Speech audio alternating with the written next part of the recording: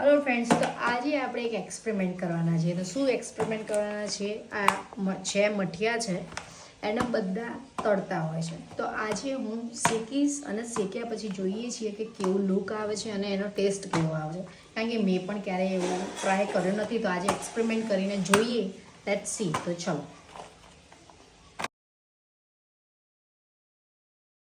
તો ફ્રેન્ડ, જો આ મઠિયું શેકાઈ તો ગયું છે, પણ કેટલું કડક થાય છે અને ટેસ્ટ શું થાય છે જોઈએ છે. થોડી વાર આમે તળીએ ત્યારે બી સોફ્ટ જ હોય છે અને થોડી વાર પછી કડક ક્રંચ થાય છે. તો હવે થોડી વાર પછી જોઈએ છે કે કેમનું રહે છે. તો હજી તો ગરમ છે તો બી હજી વળે તો છે. ફાઇનલી કડક થઈ ગયો છે, પણ એ તમે જોઈ શકો છો. હું તમને બતાવી દઉં છું. અવાજ આવી ગયો. તો આ કડક પણ થઈ ગયો છે અને હવે ટેસ્ટ પણ કરી જોઈએ.